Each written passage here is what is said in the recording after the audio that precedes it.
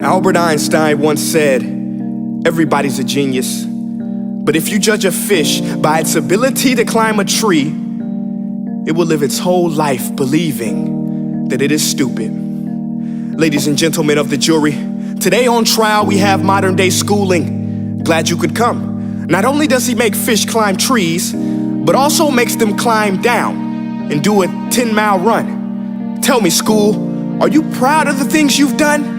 Turning millions of people into robots, do you find that fun? Do you realize how many kids relate to that fish? Swimming upstream in class, never finding their gifts, thinking they are stupid, believing they are useless? Well, the time has come, no more excuses. I call school to the stand and accuse him of killing creativity, individuality, and being intellectually abusive. He's an ancient institution that has outlived his usage. So, Your Honor, this concludes my opening statement, and if I may present the evidence of my case, I will prove it. Proceed. Exhibit A. Here's a modern day phone. Recognize it? Here's a phone from 150 years ago. Big difference, right? Stay with me. Here's a car from today, and here's a car from 150 years ago. Big difference, right? Well, get this. Here's a classroom of today, and here's a class we used 150 years ago. Now ain't that a shame? In literally more than a century, nothing has changed. Yet you claim to prepare students for the future? But with evidence like that, I must ask, do you prepare students for the future or the past? I did a background check on you and let the record show that you were made to train people to work in factories, which explains why you put students in straight rows, nice and neat, tell them sit still, raise your hand if you want to speak, give them a short break to eat, and for 8 hours a day, tell them what to think. Oh, and make them compete to get an A letter which determines product quality, hence grade A of meat. I get it. Back then, times were different. We all have a past. I myself am no Gandhi. But today, we don't need to make robot zombies. The world has progressed. And now we need people who think creatively, innovatively, critically, independently, with the ability to connect. See, every scientist will tell you that no two brains are the same. And every parent with 2 or more children will confirm that claim. So please explain why you treat students like cookie cutter frames or snapback hats, giving them this one-size-fits-all crap. Watch your language. Sorry, Your Honor, but if a doctor prescribed the exact same medicine to all of his patients, the results will be tragic. So many people would get sick, yet when it comes to school, this is exactly what happens, this educational malpractice, where one teacher stands in front of 20 kids, each one having different strengths, different needs, different gifts, different dreams, and you teach the same thing the same way? That's horrific. Ladies and gentlemen, the defendant should not be acquitted. This may be one of the worst criminal offenses ever to be committed. And let's mention the way you treat your employees. Objection. Overruled. I want to hear this. It's a shame.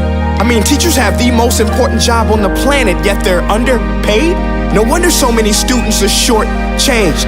Let's be honest, teachers should earn just as much as doctors, because a doctor can do heart surgery and save the life of a kid, but a great teacher can reach the heart of that kid and allow him to truly live. See, teachers are heroes that often get blamed, but they're not the problem. They work in a system without many options or rights. Curriculums are created by policymakers, most of which have never taught a day in their life. Just obsessed with standardized tests. They think bubbling in a multiple choice question will determine success. That's outlandish. In fact, these tests are too crude to be used and should be abandoned, but don't take my word for it. Take Frederick J. Kelly, the man who invented standardized testing, who said, and I quote, "These tests are too crude to be used and should be abandoned." Ladies and gentlemen of the jury, if we continue down this road, the results will be lethal. I don't have much faith in school, but I do have faith in people. And if we can customize healthcare, cars, and Facebook pages, then it is our duty to do the same for education, to upgrade it, change it, do away with school spirit, because that's useless. Unless we're working to bring the spirit out of each and every student, that should be our task. No more Common Core. Instead, let's reach the core of every heart in every class. Sure, math is important, but no more than art or dance. Let's give every gift an equal chance. I know this sounds like a dream, but countries like Finland are doing impressive things.